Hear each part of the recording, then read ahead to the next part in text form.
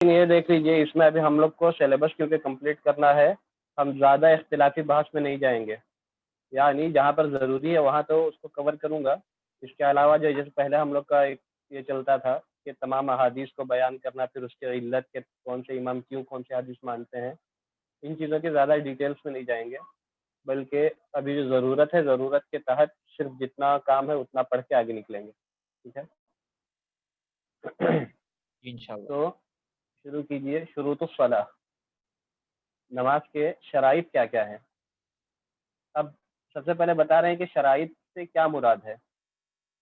شرائط سے مراد وہ چیزیں جو کہ نماز شروع کرنے سے پہلے ضروری ہیں، اگر ان میں سے کوئی چیز چھوٹ جائے تو پھر نماز صحیح نہیں ہوگی.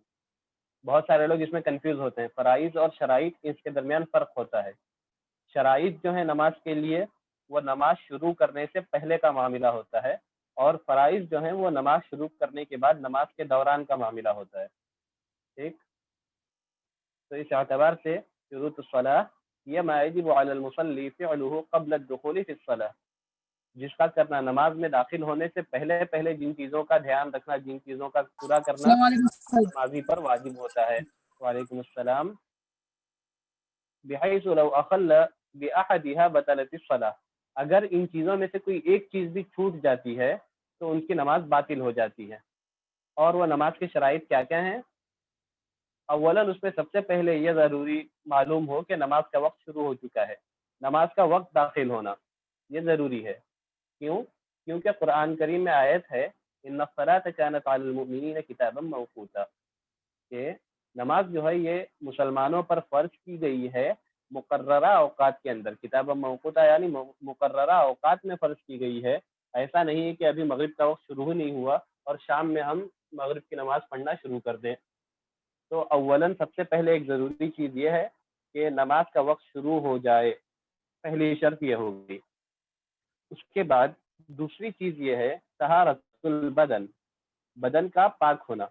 پاکی سے مراد اس پر سب سے پہلے غسل بھی نہ ہو، اور پھر اس کے بعد اس کو وضو بھی اس پر فرض نہ ہو، یعنی وہ باوضو بھی ہو. تو بدن کی طہارت سے مراد باوضو ہونا بھی ہے. جیسے کہ یہاں پر بتا رہے ہیں لقول رسول اللہ صلی اللہ علیہ وسلم توضأ واغسل ذکرک ای من المزی، یہ بریکٹ میں دے رہے ہیں. بخاری کی ایک تفصیلی روایت ہے، بہت طویل روایت ہے. غالباً حضرت علی رضی اللہ تعالیٰ عنہ نے مسئلہ پوچھا تھا کہ میں ایک ایسا شخص ہوں کہ مجھے مزی بہت زیادہ نکلتی ہے، تو کیا میں ایسے کپڑوں میں نماز پڑھ سکتا ہوں، ایسی حالت میں نماز پڑھ سکتا ہوں، یا پھر مجھ پر غسل کرنا واجب ہے؟ کیونکہ اس وقت تو سمجھتے تھے کہ مزی نکلنے سے بھی غسل کرنا ضروری ہو جائے گا. تو حضرت صلی اللہ علیہ وسلم نے ان کو حکم دیا تھا کہ تم وضو کر لو، واغسل ذکرک، اور اپنی جو شرمگاہ ہے اس کو دھو لینا، یعنی جو مزی وغیرہ نکلی ہے ان حصوں کو پاک کر لینا، یہ اتنا کافی ہے. تو طہارت البدن، بدن سے مراد، طہارت سے مراد یہ ہے کہ اس پر غسل بھی واجب نہ ہو اور وضو بھی فرض نہ ہو، باوضو بھی ہونا چاہیے، اور ساتھ ساتھ میں غسل کی حاجت بھی اس کا نہ ہو. اسی طرح سے پھر اس کے کپڑے بھی پاک ہونے چاہیے. تو والثوب، اور کپڑے بھی پاک ہوں، لقولہ تعالی، اس لیے کہ اللہ تعالیٰ کا حکم ہے وثیابک فطہر، کہ نماز کا جو کانٹیکسٹ چلا آ رہا ہے اوپر سے، اس سلسلے میں یہ آیت ہے کہ آپ اپنے کپڑوں کو بھی پاک رکھیے. یا ایھا المدثر قم فانذر وربک فکبر وثیابک فطہر. تو اس میں جو ہے یہ نماز کا حکم دیا گیا، اور پھر اس کے بعد پھر یہ کہا گیا کہ اپنے کپڑوں کو بھی پاک رکھا کرو. تو اس سے یہ مسئلہ نکلتا ہے کہ نماز بھی اگر کپڑے نجس ہوں تو اس میں نماز نہیں ہوگی، اس کے لیے کپڑوں کا پاک ہونا ضروری ہے. اب تیسری چیز ہے والمکان، یعنی جو جگہ ہے وہ جگہ بھی پاک ہو. لأمرہ بإراقة الماء على بول الأعرابی الذی بال فی المسجد. اور جگہ کا پاک ہونا کس سے پتہ چلتا ہے؟ وہ ایک جو واقعہ آپ لوگ جانتے ہی کہ ایک اعرابی آیا اور مسجد میں آ کر پیشاب کرنے لگا، تو حضرت اکرم صلی اللہ علیہ وسلم نے صحابہ کو روک دیا تھا کہ اس کو ابھی مت چھیڑو، اور پھر جب وہ پیشاب کر دیا تو صحابہ کو حکم دیا کہ آپ اس پر پانی بہا دیجئے. تو اس حدیث کے مطابق یہ بھی ضروری ہے کہ جو جگہ ناپاک ہو تو وہاں پر بھی نماز نہیں ہوتی. اگر نماز ہو جاتی تو پھر حضرت اکرم صلی اللہ علیہ وسلم پانی بہانے کا بھی حکم نہیں دیتے. تو اس سے یہ مسئلہ نکلتا ہے کہ طہارت بدنی ہو، طہارت ثوب میں ہو یعنی کپڑوں میں کوئی طہارت ہو، اور ساتھ ساتھ جس جگہ پر نماز پڑھ رہے ہیں اس جگہ کی بھی طہارت ہونا ضروری ہے۔ تو یہ دوسری شرط ہے طہارت کی۔ اولاً سب سے پہلے جو ہے وقت کا علم ہو، اس کے بعد دوسری جو یہ ہے کیا طہارت کا علم ہو، اور طہارت تینوں چیزوں میں، کپڑا ہے، جی بدن ہے، اور ساتھ میں پھر جگہ ہے، ان تین چیزوں کی طہارت ہے۔ اب تیسری چیز جو ہے وہ ہے شرمگاہ کو چھپانا۔ ٹھیک، ستر العورہ، عورہ کے معنی ہوتے ہیں چھپانے والی چیز، جو چیز چھپی ہوئی ہوتی ہے، اور ستر کے معنی ہوتے ہیں چھپانا۔ ستر العورہ، شرمگاہ کو چھپانا۔ بقوله تعالی، اس لیے کہ اللہ تعالیٰ کا قول ہے یا بنی آدم خذوا زینتکم عند کل مسجد۔ تو یہاں پر زینہ سے مراد جو ہے بہت سارے صحابہ جو مفسرین صحابہ تھے وہ بھی، ان کے علاوہ پھر بہت سارے مفسرین نے کہا ہے کہ یہاں پر زینہ سے مراد اس کپڑے کو مراد لیا گیا ہے جو شرمگاہ کو چھپاتا ہو، اور مسجد سے مراد یہاں پر الصلاۃ ہے۔ ٹھیک ہے، ہر مسجد پر نہیں بلکہ ہر نماز پر زینت کو اختیار کرو۔ مسجد سے مراد نماز ہے، اور زینہ سے مراد شرمگاہ کو چھپانے والے کپڑے ہیں۔ تیسرا کیا ہے؟ بہت سارے مفسرین، اور ستر العور، تیسرا جو ہے الطہارۃ من الحدثین، غسل اور وضو دونوں سے، حدث اصغر اور حدث اکبر دونوں سے پاک ہو۔ وتشتمل الغسل والوضوء، یہ حدث اکبر اور حدث اصغر دونوں غسل اور وضو دونوں پر مشتمل ہے۔ تو قال تعالی یا ایھا الذین آمنوا اذا قمتم الى الصلاۃ، چوتھی چیز ہے عورہ کے معنی جو ہے شرمگاہ، ایسی چیز جو چھپی ہوتی ہے، اس پہ ابھی آئیں گے۔ تیسری چیز پہلے دیکھ لیجیے، تیسری چیز ہم لوگ چھوڑ کے آگے بڑھ رہے تھے، الطہارۃ من الحدثین الاصغر والاکبر، دونوں قسم کی جو نجاسیاں ہوتی ہیں، حدث ہے یعنی وہ حدث اکبر ہو یا پھر اصغر ہو، یعنی آپ لوگ اس کی تعریف پڑھ چکے ہیں کہ اکبر یعنی جس پر غسل واجب ہوتا ہے، اور اصغر یعنی جس پر وضو واجب ہوتا ہے، دونوں سے پاکی ضروری ہے۔ اس لیے کہ اللہ تعالیٰ کا قول ہے اے ایمان والو، جب تم نماز کا ارادہ کرو فغسلوا وجوہکم، تو پھر تم اپنے چہروں کو دھلو، ہاتھوں کو کوہنیوں تک، اور پھر سر کا مسح کرو، وارجلکم الی الکعبین، اور پھر اپنے دونوں پیر ٹخنوں تک دھلو۔ یہ ہو گیا حدث اصغر سے پاکی کا حکم۔ اور پھر حدث اکبر سے پاکی کا حکم کیا ہے؟ وَإِن كُنتُمْ جُنُوبًا فَاطَّهِّرُوا، اور اگر تم حالت جنابت میں ہو، جنوب یعنی حالت جنابت میں ہو، یعنی اپنی بیوی وغیرہ سے ہم بستری کیے ہیں اور پھر اخراج ہوا ہو، یا پھر حالت جنابت یعنی دخول ہو گیا ہو، یا پھر کوئی شخص جس کو احتلام ہوا ہو، تو پھر وہ شخص بھی فَاطَّهِّرُوا، تو ایسے لوگوں کے لیے حکم دیا گیا کہ پاکی اختیار کرو۔ تین چیزیں ہو گئی شرائط میں سے۔ اب چوتھی چیز ہوگی شرمگاہ کا چھپانا، یعنی اردو میں جس کے لیے ستر کہتے ہیں، ستر کرنا۔ تو اس کے لیے حکم جو ہے اللہ تعالیٰ کا ارشاد یا بنی آدم خذوا زینتکم عند کل مسجد، کہ ہر نماز کے وقت اپنی زینت کو اختیار کرو۔ تو زینت سے کیا مراد ہے؟ زینت سے مراد بہت سارے مفسرین، خود صحابہ کرام کا بھی یہ معمول تھا، بہت سارے صحابہ کرام زینت سے مراد کہتے تھے کہ ایسا کپڑا جو کہ ستر کو چھپا دیتا ہو، شرمگاہ وغیرہ کو ڈھانپتا ہو۔ ٹھیک ہے، سر اس میں ہر بات کی دلیل دی المراد گئی ہے کیا؟ بالزینت، جی ہر بات کی کتاب میں دلیل دی گئی ہے تقریباً کوشش کی گئی ہے کہ اکثر چیزوں کی دلیل دی جائے۔ جی جی۔ والمراد بالزینت ہونا ما یستر العورہ، اب یہاں زینت سے مراد کیا ہے؟ والمراد بالزینت، زینت سے مراد اس کتاب میں یہ بتا رہے ہیں ما یستر العورہ، عورہ کہتے ہیں شرمگاہ کو، جو کہ شرمگاہ کو چھپا دے۔ والمسجد وبالمسجد الصلاۃ، اور یعنی والمراد بالمسجد الصلاۃ، اور مسجد سے مراد نماز ہے۔ وعورۃ الرجل من السرۃ الى الرکبہ، اور جانتے ہیں کہ مرد کا جو ستر ہوتا ہے، عورہ یعنی مرد کی شرمگاہ چھپانے کی جگہ جو ہوگی، ستر ہوگا، وہ من السرۃ الى الرکبۃ، ناف سے لے کر گھٹنے تک ہے، یعنی اوپر ناف سے نیچے تک جائیں گے، پوری ران وغیرہ کو شامل کرتے ہوئے گھٹنے تک، یہ مرد کے لیے ستر ہے۔ وعورۃ المرأۃ जमीउ बदनिहा मा अदल वजहि वल कफ़ैन, और औरत का जो सत्र है वो औरत का सत्र पूरा बदन है सिवाय चेहरा और दोनों हाथों के। ठीक है। और इस आयत से मुराद बहुत सारे मुफस्सिरीन ये लेते हैं, बहुत सारे मुफस्सिरीन ये कहते हैं कि खुज़ू ज़ीनतकुम इंद कुल्ली मस्जिद से मुराद अलरकब जो हम काम वगैरह कर रहे हैं, जिस कपड़े में है पसीना है, बदबू है, ऐसे ही कपड़ों में न जाएं, बल्कि जब हम अल्लाह ताला की बारगाह में पेश होने जा रहे हैं तो फिर जितना हो सकता है, जितनी इस्तिताअत है, खूबसूरती इख्तियार करके खुशबू वगैरह इस्तेमाल करते हुए अच्छे से अच्छे कपड़े पहन कर जाएं। ये भी जीनत से लोग मुराद लेते हैं कि जब हम मस्जिद में या फिर नमाज के लिए जा रहे हैं तो फिर अपनी खूबसूरती का इस्तेमाल करते हुए जाएं।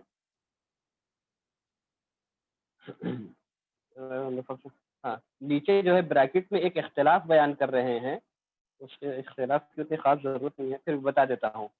इब्न हज़्म है, उनके नज़दीक जो है इब्न हज़्म के साथ साथ इमाम शाफ़ई रहमतुल्लाह का भी यही मसलक है कि अन्नल फ़ख़िज़ लैसा मिनल औरा, कि रान जो है ये सतर में से नहीं है। यानी इमाम शाफ़ई और इब्न हज़्म जो हैं, इन दोनों का मसलक ये है कि रान से ऊपर यानी शर्मगाह से लेकर नाक तक का हिस्सा, जो हमारे मेन पार्ट्स होते हैं, उससे लेकर नाक तक का हिस्सा, ये शर्मगाह में दाखिल, ये सत्र में दाखिल होगा। जो रान है, रान अगर खुली हुई हो तो फिर इसमें कोई मसला नहीं। लेकिन ये सिर्फ दो अइम्मा का मसलक है, इमाम शाफ़ी और इब्न हज़्म का। इनके अलावा जितने भी अइम्मा हैं, तमाम का मुत्तफ़क़ा मसलक ये है कि रान जो है, रान से पूरा घुटना, ये तमाम का तमाम सत्र में दाखिल है। ठीक है। जरा इब्न हज़्म अन्नल फ़ख़िज़ लैसा मिनल औरा, ये तो मलयाली ऐसे नहीं। बता रहा हूँ, उस पे भी आऊंगा अभी। वयस्तदल्लु बिअहादीसिन सहीहा, और वो भी इस्तिदलाल जो पेश करते हैं वो भी बुखारी की एक रिवायत है, ये सही रिवायत है, जिसको इमाम बुखारी ने अपनी किताब में रिवायत किया है कि क्या कहते हैं, वो एक वाकया है कि कोई एक सहाबी, उनका हजरत अनस रज़ियल्लाहु तआला अन्हु की रिवायत है कि जब खैबर का मौका था, खैबर की जंग के दिन हुजूर अकरम सल्लल्लाहु अलैहि वसल्लम ने अपनी रान खोली और हमारी नज़र उनकी रान पर पड़ी, और हमने उनकी सफ़ेदी को, यानी हुजूर सल्लल्लाहु अलैहि वसल्लम का रंग बहुत साफ था, गोरे रंग के थे, तो उनकी रिवायत है कि हमने उनके रान की जो सफ़ेदी है उसको मैंने देखा है। तो इस रिवायत से इस्तिदलाल करते हैं कि अगर वो शर्मगाह का हिस्सा होता तो हुजूर अकरम सल्लल्लाहु अलैहि वसल्लम खोलते ही नहीं। तो इस रिवायत से इस्तिदलाल करते हैं। लेकिन दूसरे अइम्मा जो है, जो कहते हैं कि रान भी शर्मगाह में शामिल है, उस सिलसिले में हुज़ूर अकरम सल्लल्लाहु अलैहि वसल्लम का कौल है, और इस हदीस का जवाब ये देते हैं कि जंग के मैदान में हालात ऐसे होते हैं कि इंसान जो है कई मामलात में मजबूर हो जाता है। हो सकता है कोई ऐसा मामला हो कि हुज़ूर अकरम सल्लल्लाहु अलैहि वसल्लम को अपनी चादर दुरुस्त करनी पड़ी हो, चादर कहीं से ढीली हो गई हो, या कुछ इस तरह का मामला हुआ कि चादर दुरुस्त करनी पड़ी, और उस वक्त उन्होंने चादर दुरुस्त करते हुए उनकी नज़र पड़ गई, तो उन्होंने इस बात को बयान किया कि हुज़ूर अकरम सल्लल्लाहु अलैहि वसल्लम ने अपनी चादर ऐसे खोली कि मेरी नज़र उनकी रान की जो सफ़ेदी है उस पर पड़ गई। तो ये बुखारी की रिवायत है, रिवायत सनदी एतबार से बिल्कुल सही है, लेकिन उसका इमाम शाफ़ई और इब्न हज़्म जो हैं वो उससे मुराद लेते हैं कि हुज़ूर अकरम सल्लल्लाहु अलैहि वसल्लम की जब रान खुली है तो वो शर्मगाह में तो दाखिल नहीं होगी। इसके अलावा दूसरे अइम्मा जो हैं उनकी एक रिवायत ये है कि एक सहाबी थे जो कि मस्जिद नबवी में ही शायद गालिबन एक मरतबा चादर ओढ़े बैठे हुए थे, और वो चादर इस तरह से ओढ़ कर बैठे थे कि उनकी रान जो है वो, हुज़ूर अकरम सल्लल्लाहु अलैहि वसल्लम वहाँ से गुजरे और फिर उनसे फरमाया कि अपनी रानों को ढाँप लो, क्योंकि ये रान जो है ये भी तुम्हारी शर्मगाह में दाखिल है।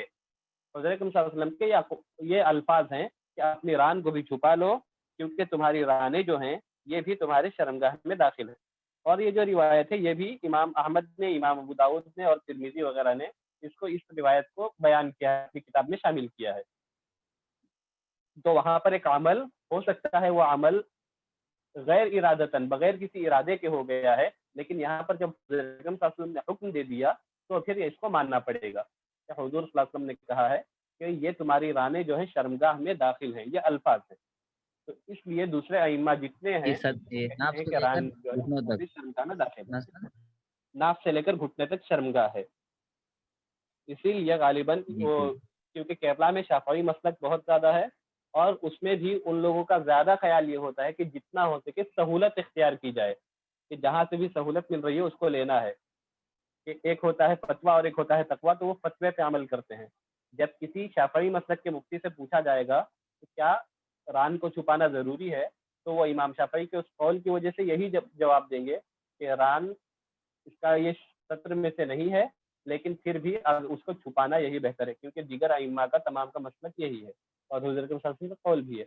لیکن پھر بھی وہ حرمت کا فتویٰ نہیں جی دیتے، بلکہ کہتے ہیں مکروہ تحریمی ہے. ٹھیک، یہ ہوتا ہے. اس لیے کیرلا میں آپ جو دیکھتے جی ہوں گے کہ بہت سارے جو اساتذہ وغیرہ بھی ہیں حدیث پڑھانے والے، وہ بھی ران اپنی کھلی رکھتے ہیں، تو وہ اسی پر عمل کرتے ہوئے کرتے ہیں. لیکن جو جمہور کا مسلک ہے اس پر عمل کرنا چاہیے، کیونکہ حضرت صلی اللہ علیہ وسلم کے اقوال جو ہیں وہ وہاں پر ہم کو مل رہے ہیں. اور عورت کا جو مسئلہ ہے، عورت کا مسئلہ یہ تمام علماء اس بات پر متفق ہیں کہ عورت کا جو سطر ہوگا وہ صرف چہرہ اور ہاتھ کے علاوہ پورا بدن سطر ہے. اور اس میں اللہ تعالیٰ کا یہ قول کہ وَلَا يُبْدِينَ زِينَتَهُنَّ إِلَّا مَا ظَهَرَ مِنْهَا، کہ اللہ تعالیٰ نے کیا کہا ہے کہ عورتیں اپنی زینت کو ظاہر نہ کریں، الا ما ظہر منہا، الا یہ کہ جو اس سے ظاہر ہو جائے، یعنی اس پر انسان کا بس نہ چلتا ہو، تو پھر وہاں پر چھوٹ ہے. تو اس آیت سے استدلال کرتے ہوئے کر سکتے ہیں. اور پھر یہ حضرت عائشہ کی بھی روایت ہے کہ اللہ تعالیٰ اس عورت کی نماز کو قبول ہی نہیں کرتا جو بغیر دوپٹے کے نماز پڑھے. یہ حضرت عائشہ کی روایت ہے. اس میں صاف طور پر اسی بات کا پتہ چلتا ہے کہ اگر کوئی عورت بغیر دوپٹے کے نماز پڑھ رہی ہے تو اللہ تعالیٰ ایسی نماز کو قبول ہی نہیں کرتا. ٹھیک، جی جی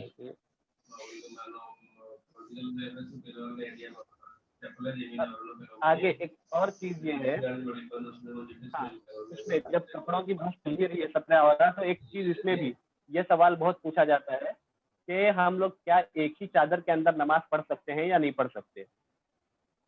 ٹھیک، جب ایک ہی چادر ہو ہمارے پاس، اس کو اوڑھ کر نماز پڑھ سکتے ہیں یا نہیں.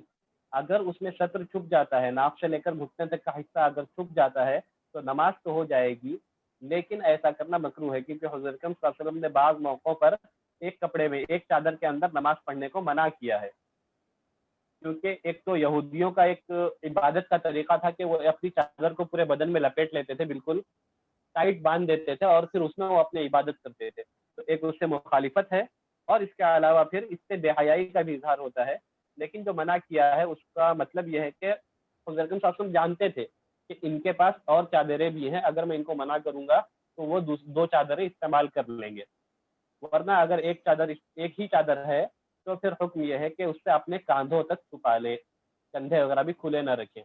یہی سے مسئلہ نکلتا ہے بنیان پہن کر نماز پڑھنے کا.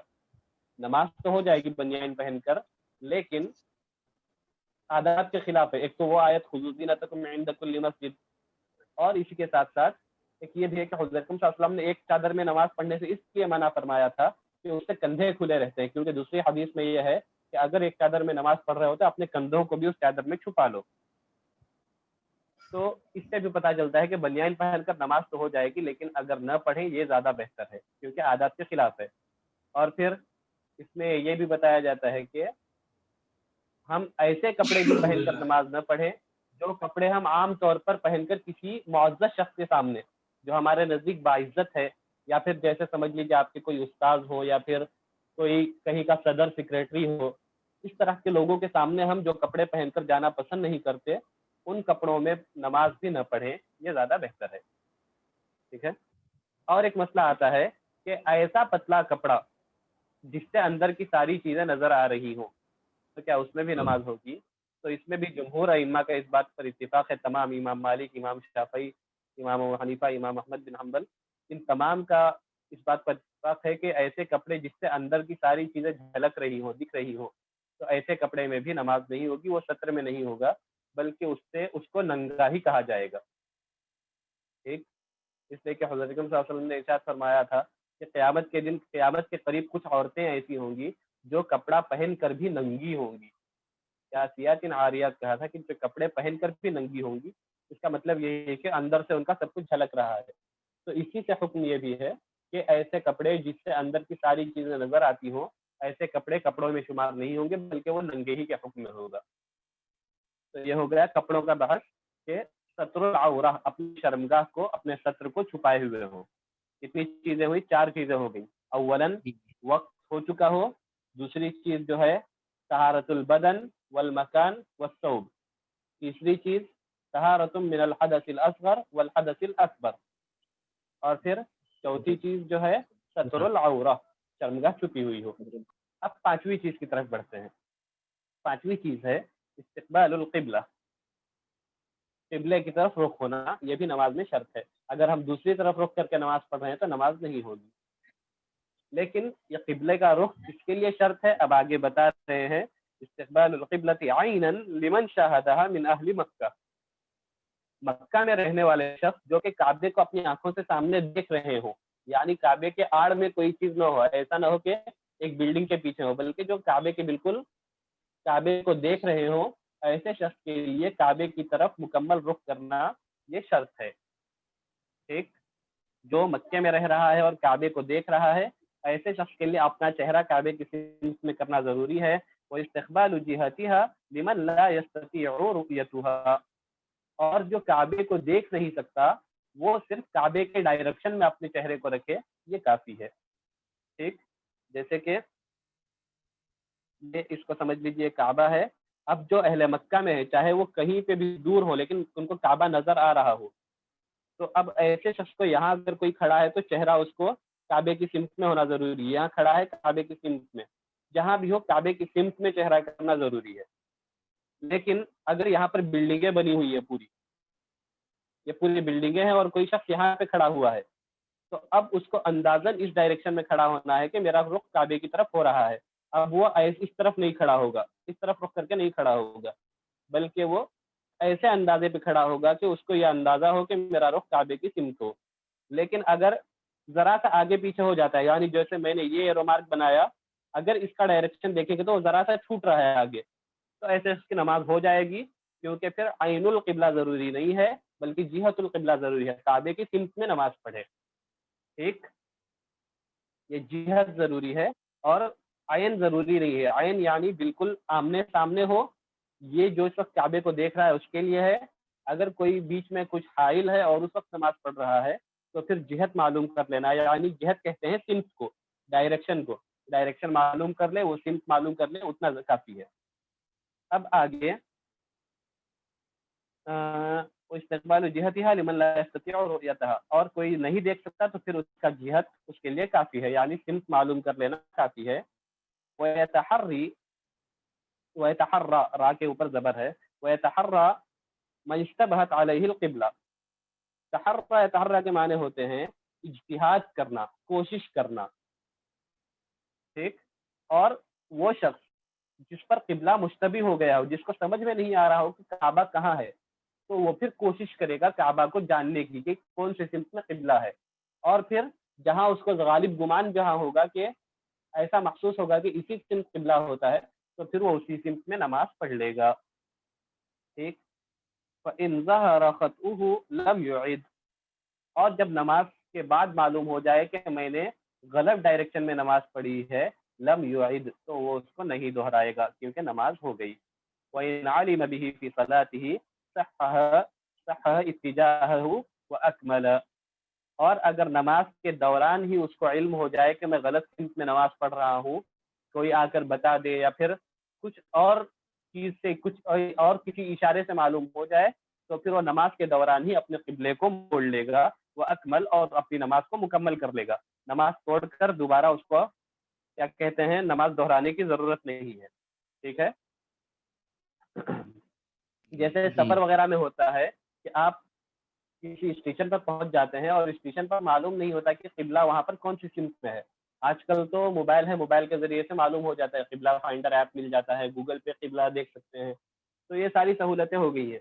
لیکن پھر بھی کبھی ایسا موقع ہو جاتا ہے تو اب تحری کے معنی ہوتے ہیں، اردو میں تحری لفظ استعمال کرتے ہیں، یعنی اب وہ انسان اپنا کوشش کرے گا، اجتہاد کرے گا، محنت کرے گا. اور سب سے بیسٹ طریقہ کیا ہوتا ہے کہ وقت دیکھا جائے گا. صبح کا اگر وقت ہے تو ہندوستان کے اعتبار سے دیکھیں گے سورج کا سایہ جو ہے مشرق کی مغرب کی سمت پڑ رہا ہوگا، تو آپ سمجھ لیں گے کہ جب سورج کا سایہ مغرب کی سمت میں جا رہا ہے تو وہی قبلہ ہے. جب دوپہر ڈھل جائے گی، دوپہر ڈھلنے کے بعد جب آپ سورج کا سایہ دیکھیں گے تو جس سمت میں سایہ جا رہا ہے اس کے اپوز میں قبلہ ہے. تو یہ سورج کے سائے سے اندازہ لگا سکتے ہیں.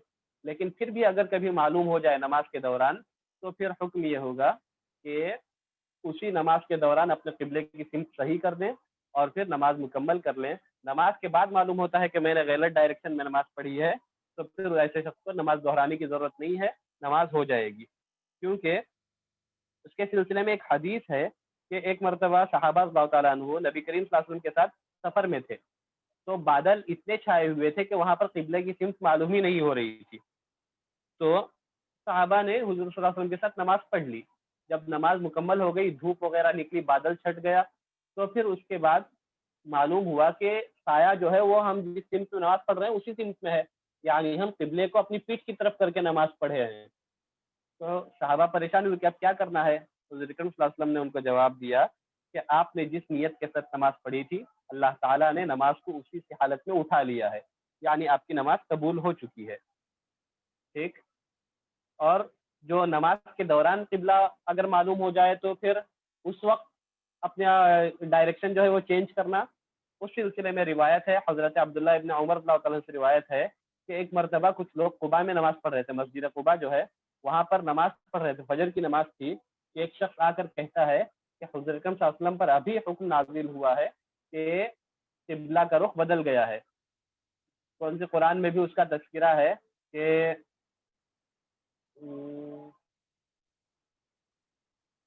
اللہ تعالیٰ تمہارے ارادے کو جانتا ہے, اس طرح کی کوئی آیت ذہن میں نہیں آ رہی ہے. تو پھر اللہ تعالیٰ حکم دیتا ہے کہ اب تم کعبے کی سمت میں رخ کر لو. تو تمام لوگ جو ہے جو نماز پڑھ رہے تھے انہوں نے اپنے رخ کو بدل دیا, اور پھر وہ اسی حدیث میں آگے کہتے ہیں کہ اس سے پہلے تک تمام لوگ شام کی طرف رخ کر کے یعنی بیت المقدس کی طرف رخ کر کے نماز پڑھا کرتے تھے. بہت سارے لوگ اس حدیث پر اعتراض کرتے ہیں, لیکن یہ حدیث بالکل صحیح سند کے ساتھ بخاری میں بھی اور مسلم میں بھی متفق علیہ روایت ہے یہ. ٹھیک ہے. اب آگے فَإِنْ ظَهَرَ خَطْئُهُ لَمْ يُعِدْ, اگر اس کا غلط ہونا ظاہر ہو جائے تو نماز نہیں دہرائے گا, اور اگر نماز کے دوران اس کو معلوم ہو جائے کہ ہم غلط سمت میں نماز پڑھ رہے ہیں تو وہ اپنے رخ کو بدل لے گا اور اپنی نماز مکمل کر دے گا. اب آگے جو ہے ایک مسئلہ بتا رہے ہیں, وَيَسْقُطُ وُجُوبُ اسْتِقْبَالِ الْقِبْلَةِ عَنِ الْمُكْرَهِ, اگر کسی کو زبردستی قبلے کے الگ رخ میں نماز پڑھنے کے لیے کہا جا رہا ہے, مکرہ یعنی جس پر زبردستی کی گئی ہو, جو نہ چاہتے ہوئے بھی کرنے پر مجبور ہو. مجبور شخص لے لیجیے, مجبور شخص پر قبلے کا رخ کرنا ضروری نہیں ہے. کوئی کسی کو قید کر رکھا ہے اور اب نماز کا وقت ہو رہا ہے اور اس کو اب وہاں پتہ بھی نہیں چل رہا ہے کہ نماز کس سمت میں پڑھنا ہے, یا پھر اس طرح سے قید کر کے رکھا ہوا ہے کہ وہ قبلے کی طرف رخ نہیں کر سکتا. تو ایسا مجبور شخص اس کے لیے, یا پھر کوئی بیمار ہے اور وہ اس حالت میں ہے کہ وہ اپنے رخ کو خود سے بدل نہیں سکتا, تو ایسا بھی شخص مجبور مانا جائے گا. تو ایسے مجبور شخص جو ہوتے ہیں ان کے لیے قبلہ ضروری نہیں ہے, وہ بغیر قبلے کے بھی نماز پڑھ سکتے ہیں. اسی طرح سے والمریض, کوئی بیمار ہے اس کے لیے بھی قبلہ شرط نہیں ہے. والخائف, اور کوئی ایسا شخص جو ڈرا ہوا ہو. ڈر کس چیز کا؟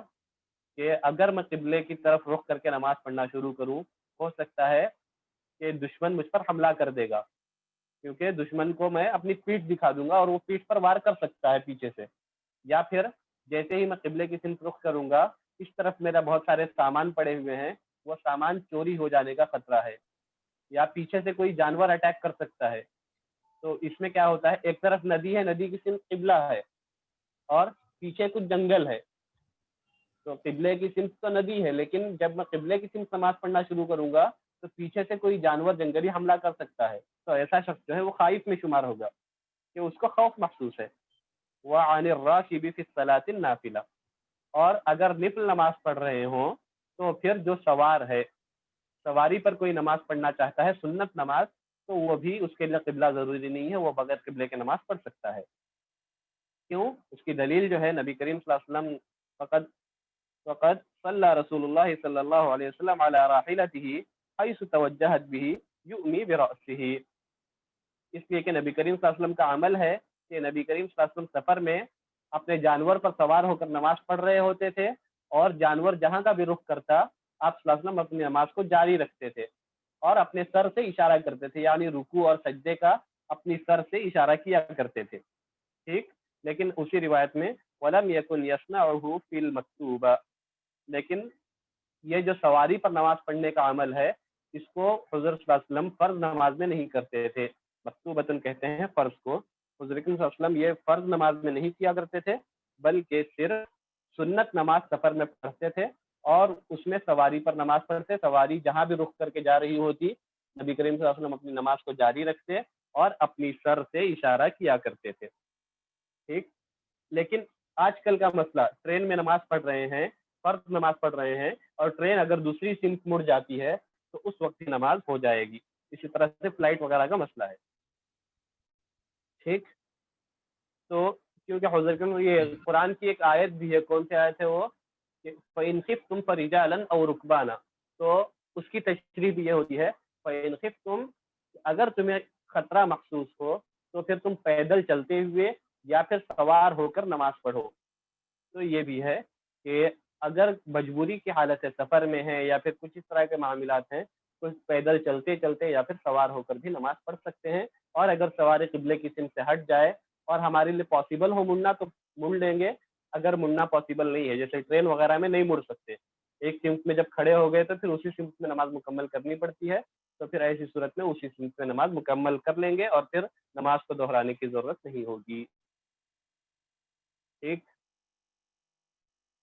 جی آگے فرائض الصلاح ہے, فرائض الصلاح پڑھ کے آئیے گا. انشاءاللہ. چلیے کلاس ختم کرتے ہیں, دعا میں یاد رکھیے. السلام علیکم ورحمۃ اللہ وبرکاتہ. وعلیکم السلام. مع السلامہ. تو کوئی سوال ہو تو واٹس ایپ پہ پوچھ لیجیے. ٹھیک ہے.